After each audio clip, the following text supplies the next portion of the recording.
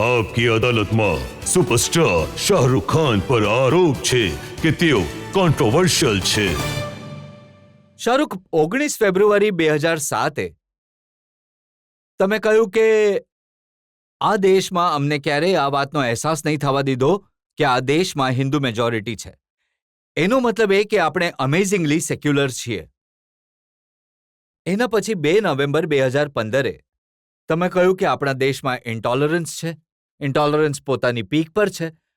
અહીંયા સેક્યુલરિઝમ જોખમમાં છે. મેં એવું બિલકુલ નથી કહ્યું. મને એમણે પૂછ્યું હતું કે શું તમે યંગ લોકોને કોઈ એડવાઇસ આપવા ઈચ્છો છો? તો મેં કહ્યું હતું કે ભણવાનું, ગણવાનું અને નાની નાની વસ્તુઓ જેનાથી આપણા દેશમાં તકલીફ પહોંચે છે એ નહીં કરતા. રિજનલિઝમ, રિલિજિયન માટે ઝઘડો, અથવા કાસ્ટ, કલર, સેક્સ, ગ્રીડ પર કોઈ વાત કરે. અને 100% આ વાતોથી ઇન્ટોલરન્સ વધશે. કારણ કે હજી પણ આપણી પાસે એવા લોકો છે જે ક્યારેક ક્યારેક આવી વાતો કરે છે અને આપણો દેશ જે છે એમ છતાં પણ આગળ વધે છે. તો એ યંગ લોકોને એડવાઇસ હતી. આઈ ડોન્ટ નો એ ક્યાં કેવી રીતે ફેરી તોડીને આવું બની ગયું યાર. આઈ થિંક એ ટીકર પર ચાલી રહ્યું હતું. હું કાલે પણ જોતો હતો કે મેં એમને કહ્યું કે યાર આવું કેવી રીતે બની ગયું યાર. કારણ કે મારા મગજમાં જે મેં 2007માં કહ્યું કે એટલો સુંદર દેશ છે આપણો, જ્યાં આપણે બધા એકદમ હળી મળીને પ્રેમ સાથે રહીએ છીએ. આ દેશમાં ઓનેસ્ટી, સેક્યુલરિઝમ, ગુજનીઝ એટલી છે. And in spite of lot of issues sometimes we are still able to. તો તમે કહી રહ્યા છો કે 2007 થી હજી સુધી કંઈ બદલાયું નથી? હું તો જ્યારથી મારા ફાધર જે છે આપણા દેશના સૌથી યંગેસ્ટ ફ્રીડમ ફાઇટરમાંથી એક હતા, તો આ દેશ માટે મારા ફાધરે વગેરે ઝઘડો કર્યો છે, એના માટે સ્ટેન્ડઅપ કર્યું છે. તો I think this country is not fair to any of us. અને મારા જેવા માણસને જેને બધું મળ્યું છે આ દેશથી, તો હું તો લાસ્ટ હોઈ શકું છું આ કમ્પ્લેન કરવા. આજ લોકો ફરિયાદ કરે છે. જ્યારે તમારું આ નિવેદન આવ્યું તો લોકોએ કહ્યું કે શાહરુખ ખાન કઈ રીતે કહી શકે છે કે આ દેશમાં આટલો પ્રેમ, ઇન્ટરવ્યુ બતાવ્યું પણ હતું કે મેં તો કહ્યું હતું કે યાર મારું ઘર જ આખું ઇન્ડિયા છે. મારી જે વાઇફ છે એ હિન્દુ છે, હું મુસ્લિમ છું બાય બર્થ. મારા બાળકોને 3 ધર્મો આવડે છે, કેમ કે સ્કૂલમાં જાય છે, બધું શીખવાડવામાં આવે છે એમને. અમે દિવાળીની પણ પૂજા કરીએ છીએ, અમે ઈદ પણ મજવીએ છીએ અને બધું જે હળીમળીને એકબીજા સાથે કરીએ છીએ. So I am like a mini country in my own house. So how can I think of my country like this? And I am so proud of doing what I do for my nation as an actor and otherwise. તો આ વાત એકદમ ફેલાઈ ગઈ અને પછી મને કોઈ ક્લિયરફાઈ નથી કરતો યાર. હું યાર એવું અજુગતું લાગે છે યાર, વારંવાર હું એ વાત કરતો રહું. And it is little very sad, you know sometimes. નહીં, પણ હું ઈચ્છું છું કે તમે ક્લેરિફાય કરો. હું તમારું એ સ્ટેટમેન્ટ જણાવું છું જે છપાયું. શાહરુખ ખાને કહ્યું કે દેશમાં ઇન્ટોલરન્સ વધ્યું છે. સમાજ જ નહીં, દુનિયાના યુવાનો જલ્દી રિએક્ટ કરે છે. જેટલા મીડિયમ એટલા અવાજો થઈ ગયા છે, પણ અવાજો નહીં, નેગેટિવ અવાજો વધી ગયા છે. આપણે એ વિચાર કાયમ રાખવો પડશે કે બધા ધર્મ એક સમાન છે. જો તમે સેક્યુલર નથી તો આ તમારો ઘણો મોટો અપરાધ છે. Absolutely.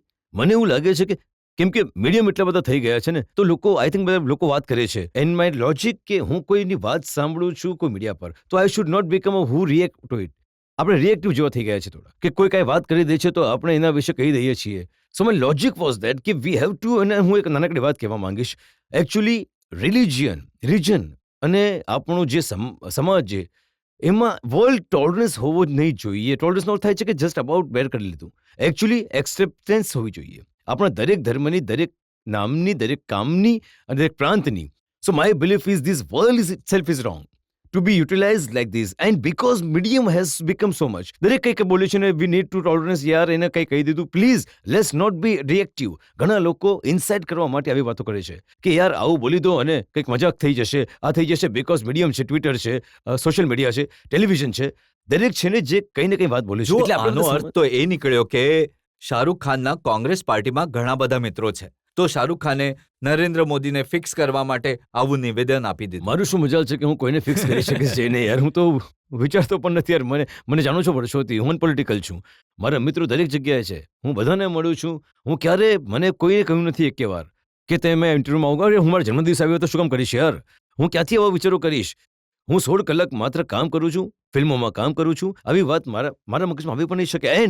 And I would like to state here very clearly, when we choose leader of country, whoever it may be, as great as Mr. Modi ji, we all have to support him. We have chosen him. આપણા દેશે એક બહુ સાથે પસંદ કર્યો છે. So we have to support our leaders and take our country forward, not to be negative. અને બની શકે છે પોલિટિક્સમાં લોકો આવી વાતો કરતા હોય, પણ અમે પોલિટિશિયન નથી, અમે એન્ટરટેનર છીએ. અમે in a certain way I am also someone whom children should look up maybe and think that they would like to be successful as I am. અને ભગવાને મને કહો હોદ્દો આપ્યો છે. તો I think I will never have a talk like this which I will જે આપણા દેશના હિતમાં નહીં હોય. પણ જ્યારે એને લઈને રિએક્શન થયા, કોઈ લોકોએ કહ્યું કે ખાય હિન્દુસ્તાનનું છે, વાતો પાકિસ્તાનની કરે છે. મને ઘણું દુઃખ થાય છે. મને એવું લાગે છે કે મને રડવું આવે છે કે હું વારંવાર એ કહું છું કે હું આ દેશવાસી દેશભક્ત છું, કારણ કે હું છું અને મારાથી વધારે આપણે બધા છીએ. એકચ્યુઅલી આમાં આપણને કોઈ કમ્પીટ કરવાની જરૂર નથી. So when I have to read those statement and sometimes હું એટલો ક્લેરિફાય નથી કરતો. હું તમારા પ્રોગ્રામ પર એટલું કહીશ કે તમે મને જાણો છો અને આપણે એકબીજાને મળી ચૂક્યા છીએ વર્ષોથી. સો આઈ કેન ટ્રસ્ટ કે આ એવું જ હશે જેવું મેં વિચાર્યું છે. But I get very sad sometimes કે કેમ મને વારંવાર સમજાવવાની જરૂર પડે છે કે હું કેટલો મોટો દેશભક્ત છું. હું છું અને આપણે બધા છીએ અને આપણે બધા કેમ ન હોઈએ. આપણા દેશે જે આપણને બધું આપ્યું છે જ્યારે પણ એ પ્રશ્ન ઉઠે છે ત્યારે કોઈ બોલે છે મને ઘણું દુઃખ થાય છે. બધા લોકોને આશ્ચર્ય થયું એ વાત પર કે શાહરૂખ ખાન, જેને આ દેશે આટલો પ્રેમ આપ્યો, શાહરૂખ ખાન જેને આ દેશે આટલા મોટા બનાવ્યા, જેને માટે આ દેશના કરોડો લોકો જીવ આપે છે, એ આવી વાત કહે છે. હા, અને I feel really very sad because the meaning of this is, હમણાં મેં જ કહીશ, બધા યંગ લોકોને જ કહીશ, please be tolerant, be happy, work hard, take this nation forward. જે નાની વાતો છે, જે આપણા દેશોને હિતને ખરાબ નહીં કરવી જોઈએ. We should just move forward with positively and we leave the greatest country in this world and that is true. હું હમણાં ઘણા બધા લોકો અમેરિકાથી આવ્યા હતા તો મેં કહી રહ્યા હતા કે આપણો દેશ કેટલો અત્યારે ઉન્નતિ પર છે અને પ્રગતિ પર કરી રહ્યો છે, એટલે આપણે સારી ઇમેજ થઈ ગઈ છે. We are one of the safest most beautiful nation in the world. અને આપણે આ નાના મોટા ભંગાર વાતોમાં નહીં પડવું જોઈએ. આઈ વિલ સે again and again. C I think આટલું ઓછું કે આટલું નાનું તો હું નહીં હોઈ શકું કે હું આ દેશમાં રહીને ફિલ્મને માટે હું આવું બોલી દઉં, આવું કરી દઉં. એટલું તો મારું પોતાનું ટેલેન્ટ અને મહેનત છે કે ફિલ્મની વાત અલગ છે અને હું મારી દેશભક્તિના દાવા એટલે હું કરું છું કે મારું પિક્ચર ચાલી જાય. બટ પિક્ચરની વાત છે કે નથી, આ છેલ્લી વાર બોલું છું. હવે હું નહીં બોલીશ, ભલે કંઈ પણ પંગો થઈ જાય. મારાથી મોટો દેશભક્ત આ દેશમાં કોઈ નથી. અને હું હમણાં હવે ફરીથી મને કોઈ પૂછે તો હું એવોર્ડ્સ છીનવવાનો હું છું લોકોથી, તે હું કપડાં છીનવી લઈશ લોકોના. જો ફરીથી મને કોઈ પૂછે તો હું ઘણા પ્રેમથી કહી રહ્યો છું કે અવર કન્ટ્રી, મધરલેન્ડ, ભારત માતા, we all love it. Why should we have a talk like this? And I am very glad you have ask me, because બીજા પ્લેટફોર્મ પર હું જાઉં છું તો મને થોડો ડર લાગે છે આને ક્લેરિફાય કરવાનો. તો ઘણો આભાર તમારો કે હું બધાને સમજાવી શક્યો આ વાતને. અને મને પછી ઘણા બધા લોકો બોલતા રહેશે ફિલ્મ છે એટલે આવી બોલી રહ્યો છે, આ કરી રહ્યો છે. તમે જે સમજવું એ સમજો, એની ક્લેરિફિકેશન નથી કરતો. But I am the most proud Indian in the world, કેમ કે મારાથી વધારે આઈ થિંક આ દેશે કોઈને નથી આપ્યું. અને હું ઘણો આભારી છું કે મારી ફિલ્મો આને કારણે જીવે છે. હું ખુશ છે અને હું ઈચ્છીશ કે મારા બાળકો પણ આ વાતને એપ્રિશિએટ કરે અને હું જ નહીં, પેઢી દર પેઢી આપણે એપ્રિશિએટ કરીએ. My father fought for the freedom of this nation. હું હંમેશા આ કન્ટ્રી માટે કંઈ ને કંઈ સારું કામ કરતો રહીશ અને ઈચ્છું છું કે મારી ફેમિલી પણ આ કરતી રહે.